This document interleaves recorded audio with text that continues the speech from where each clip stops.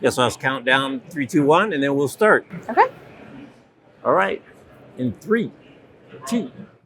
Hey, welcome back, everybody. Jeff Frick here, coming to you not from the home office, but from Anaheim, California, right across the street from the happiest place on earth. We're here for the Atlassian Team 25 conference, about 5,000 people talking about the future of work, talking about software development. And really, they've been about distributed teams since the very beginning. They've been off email since they had Jira. So we're excited to be down here and really share some of the open source information, which Atlassian is so good to publish and share with us so we can all get better. So I'm excited for my next guest. She's Molly Sands, the head of Teamwork Lab for Atlassian. Molly, great to see you. Yeah, you too, Jeff. Thanks for having me. Absolutely. So State of Teams report. You guys come out with this every year. What were some of the highlights of this one that just came out? Yeah, with State of Teams, we're always really interested in understanding what are the biggest challenges teams are facing and what are the best teams doing to overcome them.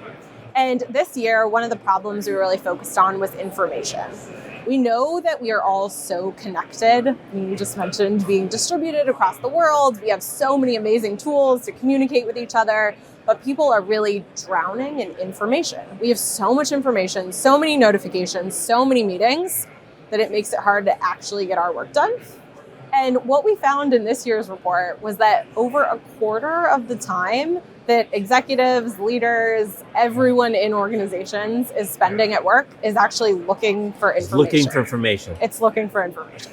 And how much of that's information that they know is there, or they're trying to just learn it for whatever the project is, or all the above? It's a mix. It's everything from that slide deck that you probably saved on your desktop, but you can't quite remember what it was called, to I'm pretty sure somebody's doing a project about this, but I'm actually not sure who, so let me message 26 different colleagues and go down the rabbit hole to try to find the right person, to trying to learn context about what's going on so that they can make informed decisions. Right. So that's the big gotcha. So is the collecting of the information, the getting of the information. Yeah, and it's amazing that we have all this information available, and we're right at this moment with AI where we can start to take advantage of it and actually turn it into really useful content. Right, because silos of information in department level silos, that's not a new problem. That's been around forever. So how are you finding AI as a solution to kind of break down some of those silos? Yeah, so what we're seeing is that people are still really worried about this. We saw in the report that 98% of executives felt like their teams are not yet using AI to break down silos. But what we're seeing is that it is possible. So the teams that are using AI most effectively and really putting information online. So the teams that are working in ways where they're actually building that organizational knowledge base. So they're sharing what their goals are. They're sharing progress. They're sharing more widely how things are going and what they're doing.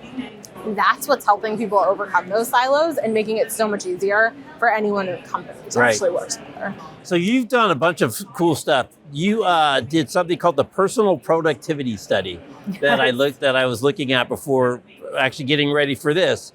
And you talked about the calendars and how a lot of people get managed by their calendars instead of people managing their calendar. What are some, and the other one is notifications and notification fatigue and the constant, interruptions from trying to get work done when, you got this thing banging and this thing banging. I wonder if you could share some best practices about how you could kind of take control of your day back from these distractions so that you actually have time to work instead of just responding to dings and charges and this, that, and the other. Yeah, work has become so reactive for most teams, and they're drowning in meetings, they're drowning in messages. It's hard to get real work done right now. And we have a lot of suggestions about what really does work for this. And I was just coming from a session that we had with lots of customers where we were having conversations about how people can take better control of their time. And almost everyone was really excited about this concept of page-like meetings. So when we think about designing our work days, there's a couple steps we want to go through. First, we want to get really clear on what our goals are. And so my team has done a lot of research to help people with strategies that make it easier to figure out what your priorities really are, and then to focus on those as you look at your workday. And so we ran experiments with teams at Atlassian where we had them do this practice of setting a North Star for every day, saying what is one actually meaningful piece of work that I want to get done, and then finding time in their calendar, canceling some meetings, turning some meetings into Looms, changing around their day, moving things to create at least a 90-minute to 2-hour block to really work on that thing. Just for that one.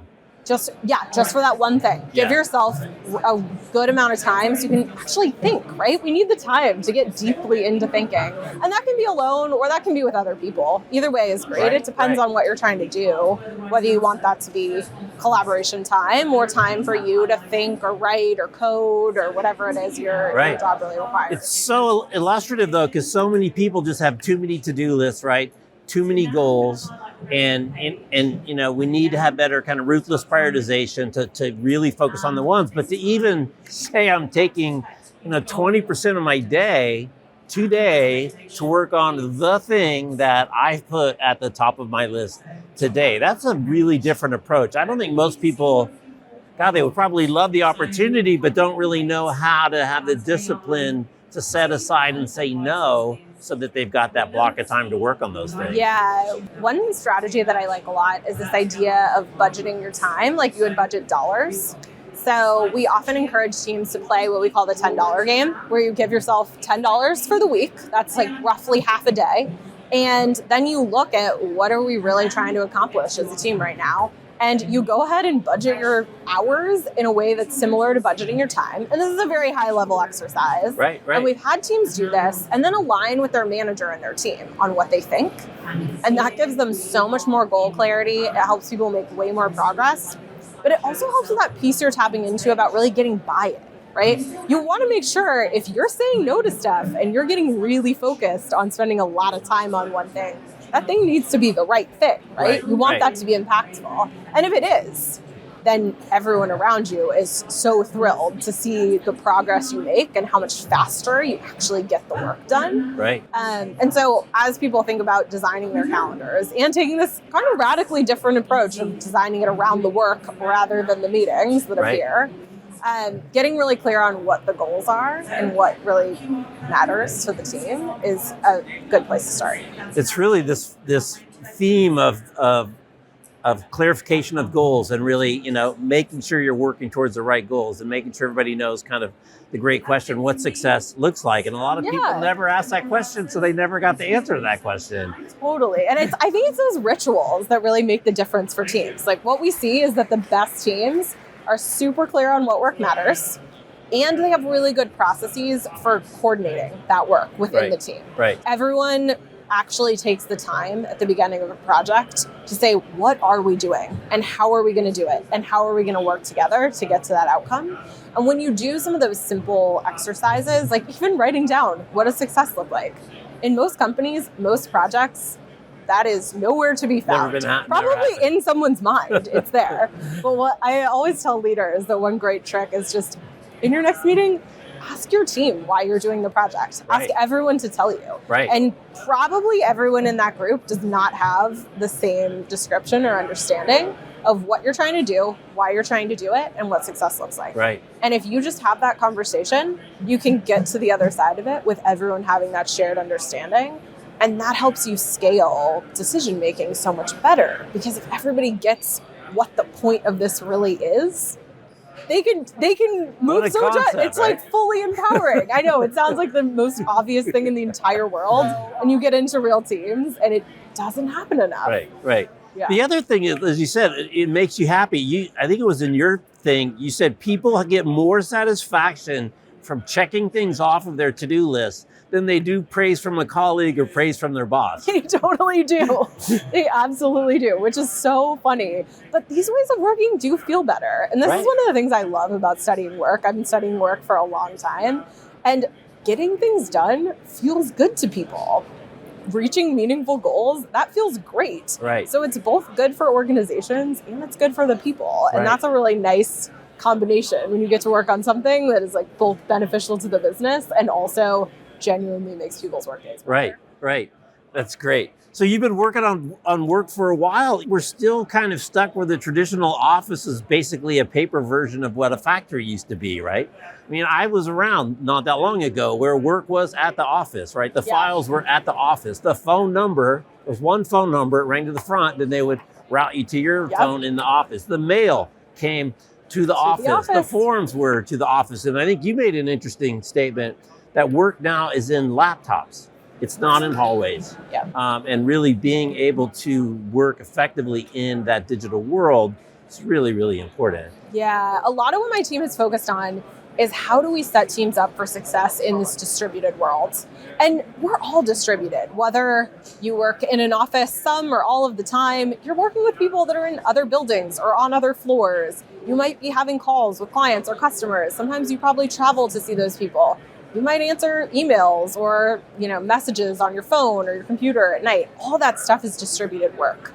And so I really think distributed is very much the way we need to think about the future. And work happens online. There still are, of course, jobs where you're doing very physical things in physical spaces. Right. But so much of how we communicate and collaborate with each other and share information happens through the computer.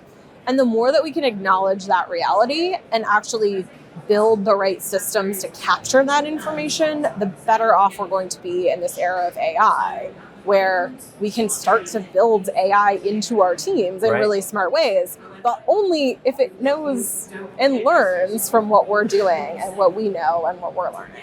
Yeah, I think the distributed word is the right word.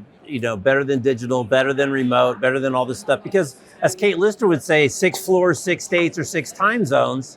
Even if you're in the same building, most of the time people are not on the same floor. I mean, and you go to some of these campuses, they're huge. They're huge. Everyone's on their laptop from their different buildings, from their desks. And yeah, it is just the reality for how modern work happens. Right. And there's a lot of amazing things that's unlocked, right? Like we can work with people anywhere. We can have customers and clients that are anywhere in the world. Right. That's huge for businesses. So there's this huge advantage to having that flexibility, and for our lives too, right? Work and life can be integrated in more fluid ways than they ever have been before. And there's lots of good things that can come from that too. So you had a cool Substack post out the other day, and you had a really interesting quote in there. You said, "Share strong opinions loosely held." I love this. This is my favorite thing I learned as a product manager. I've never heard that quote before. Share strong opinions loosely held. What does that mean, and why is that really a formula for success? This is really my best. I've built a lot of technology to help teams transform how they work for a long time. And my best learning from being a product manager was this, that you really want to be clear about your point of view. And that is what helps the team the most. But you need to always be ready to integrate new information. We never have perfect context. We can always learn from other people around us, right? We can always learn more and come up with better solutions. And so I think the best thing that you can do as a leader in any organization is be really clear about your vision and about what you want to accomplish and about what you think success looks like. But you always need to be updating that. And so that's where the loosely held piece comes in. I like it. When I learn something that I didn't know before, that might mean that I need to update what my strong opinion is, but I do want to have one. Well, too, it's this juxtaposition of having a strong opinion about something, and really, as we've already been talking about, goals and mission and what we're trying to accomplish, at the same time being kind of loosely connected to how it gets done, which really goes back to team empowerment. It's like, here's where I want us to get to. I want you guys to figure out how to get there. And then that gets to kind of this loosely held, because they may choose a path or a different way. And then, Andy 100%. Jassy from Amazon loves to talk about, leaders are not afraid to change their mind with new information. And a lot of times we get stuck and it becomes a battle of wills as to who's right or wrong, because for whatever reason, but my favorite concept from business school is sunk costs. You have to make the decision from this point forward. This is where we're at. Right, you can't worry about how much money you dump. It doesn't matter. It's gone lost way. And I think it's one of the hardest concepts for people to really, really embrace, because, you are invested in what you've done before. And I do think that's kind of what the future of agility really looks like, right? Is that we are always able to update and integrate new information. And we know that we're starting from here, where we are today.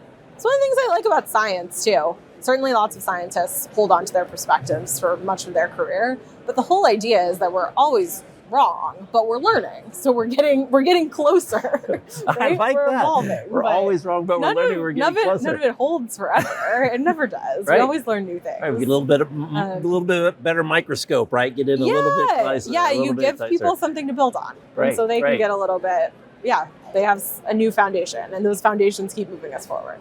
So 2025. lot of chaos in the world. People need support. You guys are doing a lot in terms of the tooling. You're sharing lots of information. You're doing a lot of research. Yeah. What are you excited about for this year? What are some of your goals and priorities? So I am very excited about the work we're doing on goals. I think that a lot of the way the world is moving, we are going to get a lot clearer on what we're trying to accomplish together and what those outcomes really look like.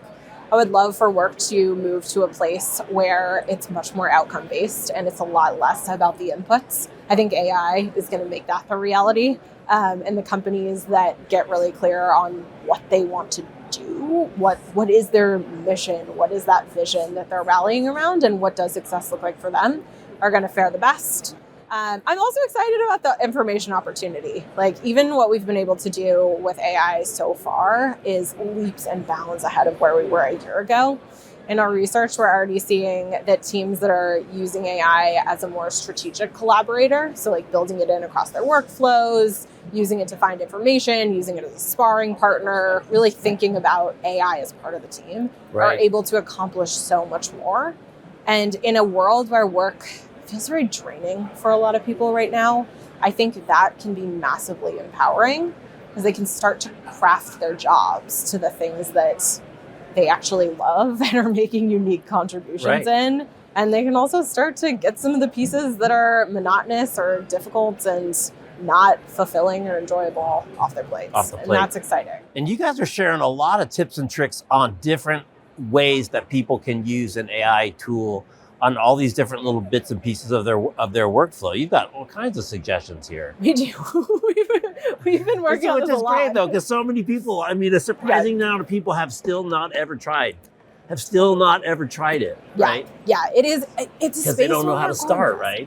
And one of the things we see that I would recommend to leaders and companies everywhere is that community-based learning and sharing is one of the most effective ways to get people going. So if you can set up forums within your team, if you're someone that leads a team within your company, where people that have similar jobs or do similar tasks can actually say, hey, this is a problem I have that I think could be fixed. Can we work on it together? My team does this thing called Fix It Friday, where for about a month, they'll keep a list of everything that sucks about their job. So they just like write down, it's true, it's all available. Anyone in the company can see it. And it's like, these are the horrible processes we have. These are the things we do that take forever. Like, whatever the worst thing is in your week, you're supposed to write it on this list. And then they come together about once a month and are like, okay, let's just all fix one workflow. And sometimes that only benefits one person in the team, but the whole team works on that solution. And everyone has learned a massive amount about how to use AI more effectively from doing that, how to build in automations, like all these amazing things, because some of them had learned how to do that and they shared with the others. Now more and more of my team is very quickly able to see, oh, this is a pattern where I probably don't need to do this in a manual way, or, oh, this is a place where we actually should have more of our team, our human team, working on it. Those aha moments are coming from someone saying, hey, look, you do this, I do this too, and now I do it like this. And that is massively impactful. Especially from a peer. Yes, Especially from a peer. Exactly. It's somebody else who's in your shoes every day. And they need to know, like, they're doing the thing in the old way, and they want to know how you're doing it. And of course, you need a somewhat cohesive team environment, but I think this is actually a good way to build that too.